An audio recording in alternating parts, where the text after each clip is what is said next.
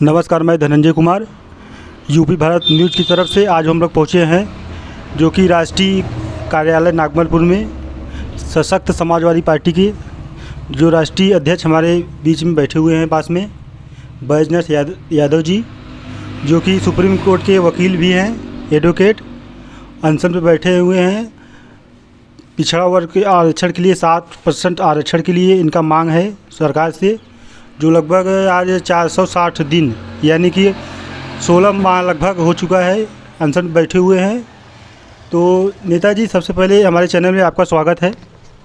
बहुत धन्यवाद। आप इतने दिन से अनशन से बैठे हैं, आपका मतलब सरकार से क्या मतलब मांग है और क्या मतलब इतने दिन अनशन में बैठे हैं तो जो इसमें सरकार है आपके ऊपर ध्यान दे रही है अनशन पे कुछ?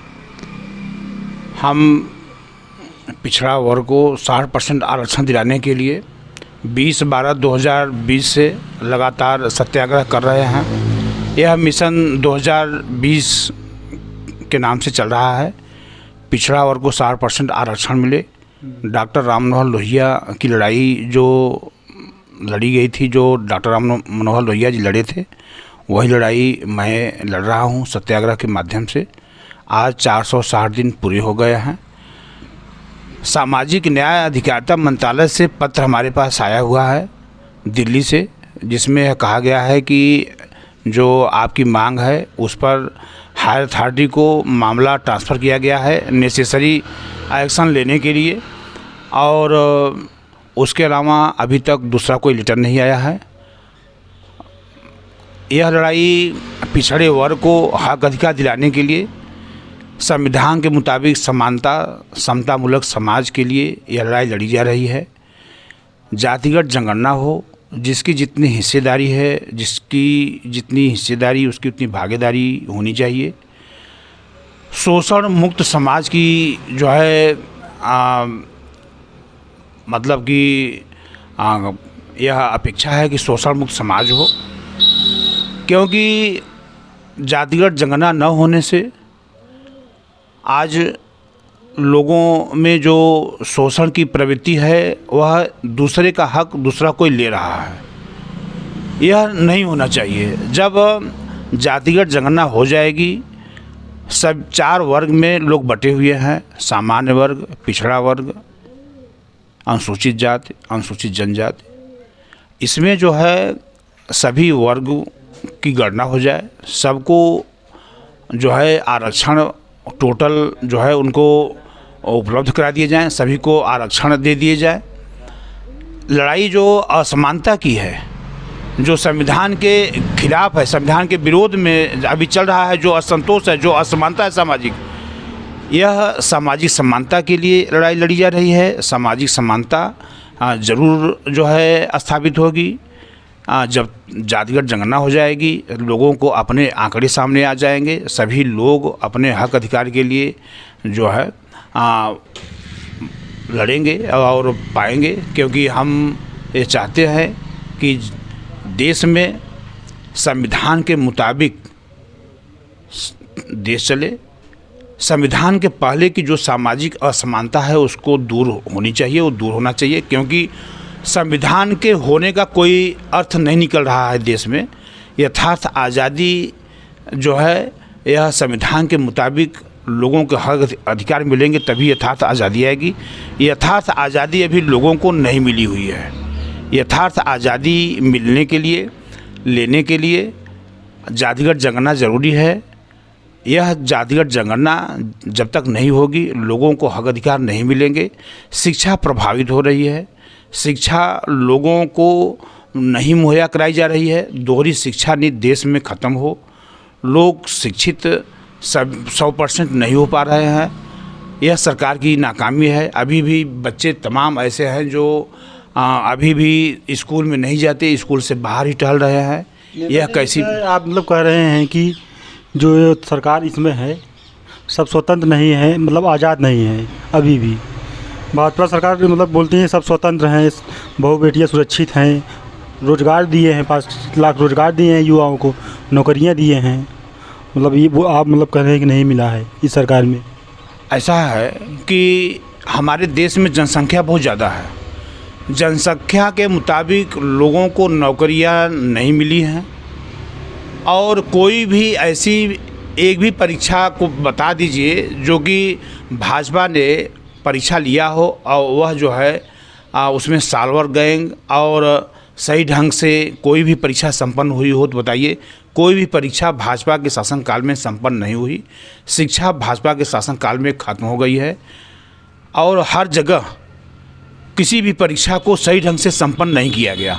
सभी परीक्षाएं विवादित रही हैं और जब विवादित रही हैं तो नौकरी का सवाल नहीं पैदा होता। अभी लोग 2-2 साल से लोग अपॉइंटमेंट लेटर पाए हुए हैं, अभी उनको जगह नहीं मुहैया कराया गया है कि आप कहाँ पोस्टेड होंगे और अभी उनका कोई सैलरी नहीं चालू हुआ है और उनकी नौकरी मिल गई है, उनको प्रमाण पत्र मिल गया है, लेकिन उनको कोई प्लेस नहीं मिला है, जगह नहीं मिला है। भाजपा जो है वह युवाओं को सबसे ज़्यादा बर्बाद की है भाजपा सरकार, और भाजपा को हटाने के लिए सभी लोगों को एक हो जाना चाहिए, पिछड़े वर्ग के लोगों को, क्योंकि अभी भाजपा ने केंद्र सरकार में हलफनामा दिया कि हम जातिगत जनगणना नहीं करवाएंगे।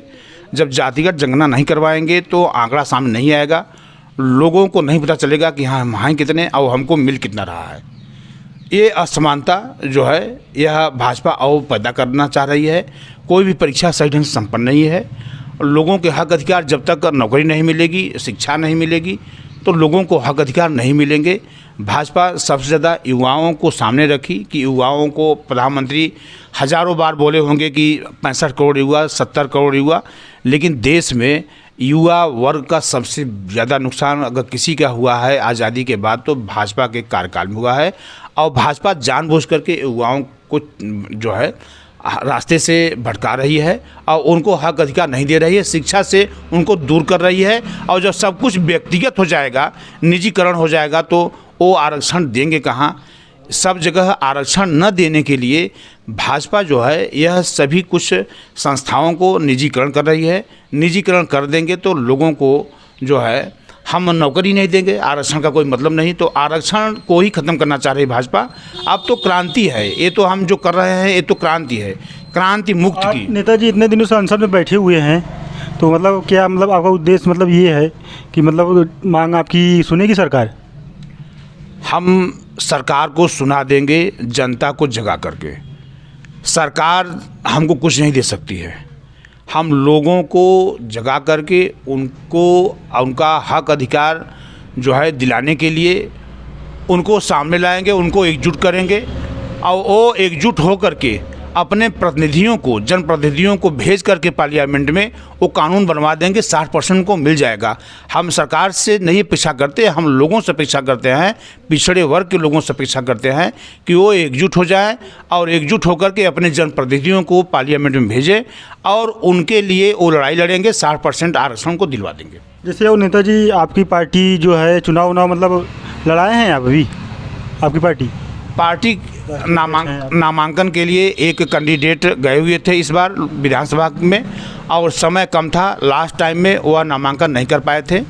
इस 2022 चुनाव में हमने जातिगत जनगणना के आधार पे, हमारे पास दिल्ली से आए हुए थे समाजवादी संयोजक आए थे, राष्ट्रीय संयोजक समाजवादी पार्टी के दलजीत सिंह कथुरिया जी। उन्होंने कहा था कि भाई हम आपके पास आ रहे हैं, आप जो है जो आपकी मांग है अगर विचार कहीं मिलते हों तो आप हमको समर्थन दीजिए। जातिगत जनगणना समाजवादी पार्टी कर रही थी, वहाँ पे हमारे विचार मिल रहे थे, हमने उस आधार पे समाजवादी पार्टी को समर्थन दिया था। और 60% आरक्षण की जो लड़ाई है वह हम लेके स्वयं चल रहे हैं। यह जब तक नहीं मिल जाएगा, पिछड़ा वर्ग को 60% आरक्षण का हक नहीं मिल जाएगा, तब तक यह लड़ाई हमारी चलती रहेगी, यह सत्याग्रह हमारा चलता रहेगा। वैसे मिशन 2024 को लक्ष्य मान के जैसे 2024 में लोकसभा का चुनाव भी है, क्या उस चुनाव में मतलब आप लड़ेंगे, प्रत्याशी उतारेंगे? 2024 में मैं स्वयं भदोही लोकसभा क्षेत्र से लड़ूंगा, क्योंकि मैं 2014 में नामांकन किया था, 2019 में नामांकन किया था। यह जानबूझ करके यहाँ पर हमारे पर्चे को निरस्त किया गया, लेकिन ये हमेशा ये लोग नहीं कर पाएंगे, क्योंकि हम अपने जो है लोगों को जगा करके ऐसा माने लोगों को एकजुट करके अपनी ताकत दिखाएंगे और इनको घेरेंगे भाजपा वालों को, प्रशासन को, जिससे कि किसी के पर्चे न निरस्त हों, सभी लोग चुनाव लड़ सके, क्योंकि एक प्रत्याशी एक विचार होता है और पर्चे निरस्त होना यह लोगों के हक अधिकार को ख़त्म करने की स्थिति है। सबके पास सब कुछ डॉक्यूमेंट्स है और सारी व्यवस्था है, पर्चे निरस्त होने का कोई सवाल नहीं पैदा होता। सरकारें जो है वह दमनात्मक नीति के तहत लोगों के पर्चे निरस्त करती है, यह देश हित में नहीं है, इसको भी रोका जाएगा। चलिए ठीक है नेताजी, जाते जाते मतलब लास्ट क्वेश्चन आपसे चाहेंगे पूछना, जो विधानसभा का चुनाव बीता है, बीजेपी सरकार मतलब फिर आई है और मतलब बोल रहे हैं कि विकास नहीं हुआ, लोगों को रोज़गार नहीं मिला, तो जनता फिर भाजपा के किस मुद्दे पे वोटिंग की है, इस विषय में मतलब क्या कहेंगे आप? देखिए, ईवीएम में गड़बड़ी की गई है बहुत ज़्यादा, नहीं तो समाजवादी पार्टी की सरकार बनती, क्योंकि समाजवादी पार्टी की सरकार इसलिए बनती कि पूरा देश जानता है, पूरा विश्व जान रहा है कि समाजवादी पार्टी की तरफ लोग एकजुट हो गए थे, भाजपा की तरफ से लोग हट गए थे। किसी भी कार्यक्रम में, भाजपा के कार्यक्रम में कुर्सियां खाली रहा करती थी, समाजवादी पार्टी के किसी भी कार्यक्रम में जनसैलाब उमड़ता था और ईवीएम की गड़बड़ी पकड़ी गई। ईवीएम के विवाद जो है वो सामने आए, ईवीएम को ख़त्म किया जाए, ईवीएम को रोका जाए, जिससे कि स्वच्छ और जो है निष्पक्ष ढंग से चुनाव हो सके, लोगों को हक अधिकार मिल सके, क्योंकि विकसित देशों में ईवीएम का प्रयोग नहीं हो रहा है। अभी हम विकासशील देश हैं, भारत विकासशील देश है, अभी विकसित देश नहीं है। इनको बैलेट पेपर का प्रयोग करना चाहिए, क्योंकि विकसित कंट्री जो है ईवीएम को हटा चुकी है और हमको भी ईवीएम को हटा करके बैलेट पेपर चुनाव करा जाए, जिससे कि निष्पक्ष चुनाव हो। तब मालूम पड़ जाएगा कि बीजेपी आती है कि नहीं आती है। उस समय बीजेपी या किसी भी तानाशाह को पता चल जाएगा, जिसमें बैलेट पेपर से सब जगह चुनाव होंगे।